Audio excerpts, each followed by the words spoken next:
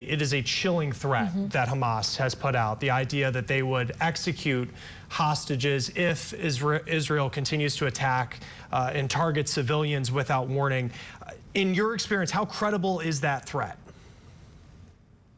It's a very credible threat. And what you're looking at is a terrorist organization which was relatively small for a very long period of time that managed to professionalize. And they have now decided that as a Palestinian group, they would become more like the Islamic State terrorist group, ISIS or ISIL, as we say in the community.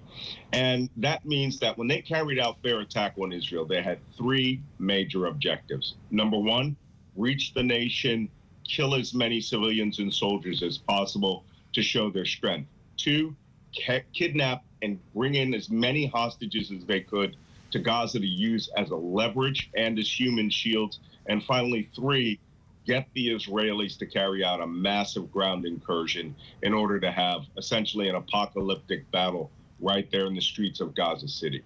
And they've succeeded in at least two of those thus far. So you bring up ISIS, and it's really interesting because defense officials with the U.S. say that that this group has brought on brutal new tactics and have said, quote, this is ISIS-level savagery that we have seen committed against Israeli civilians. And I think that that really paints a picture of what we're looking at here. And among those who were kidnapped, we're talking about young kids and elderly people as well. Now, when it comes to actually getting these people that were kidnapped and getting them back and returning them to their families, hearing their families, pleading, with media saying, hey, I want my mom back, I need my sister back, is really devastating. But what are the major obstacles that special forces are facing in Gaza when these rescue attempts are going to be attempted? What is it that they're looking at here, and why is it that Hamas wants them in Gaza? What strategically is wanting them there where they are? Well, it's unfortunate. I ran a military school on hostage survival. And unfortunately, the most perilous time of any recovery, any attempt, is the actual attempt at rescue. But this is unconventional in the extreme. No one is going to be flying helicopters in and fast roping and kicking down doors. What we're talking about is the Israeli army has to fight through a city with what could be thousands of terrorists, booby traps, entire buildings, booby trapped to explode and fall down on advancing soldiers and even the hostages. Hostages brought up. It's going to be horrific, but it's the horror that they depended on. It's the horror that they want to be seen by the media in order to exert pressure from the families onto the Netanyahu government or the coalition government, if that forms, and then try to use that to facilitate a negotiation while combat operations are happening. The Israelis negotiated for 5 years for one soldier, Galit Shalit, and they released over 1,000 Hamas and Palestinian prisoners in exchange for that. We're talking an order of magnitude bigger than this.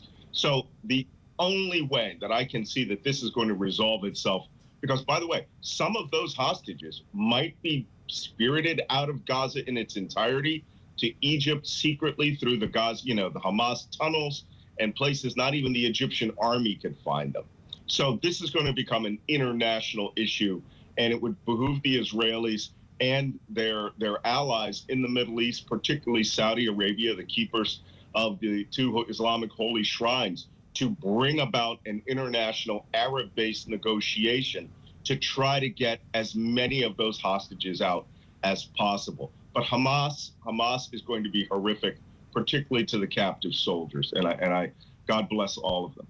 And the White House has said that it's believed that some of these hostages, our correspondent in Tel Aviv just talking about it, believed to be Americans. What more can the United States do? I know there's an aircraft carrier in the Mediterranean that's been moved into the region, but what more can the U.S. do to try and bring these hostages back safely? Well, the most that the United States is going to be able to do right now is position itself so that there's not a general expansion of the war, to allow the Israeli army and the Israeli government to go in and carry out operations that it can.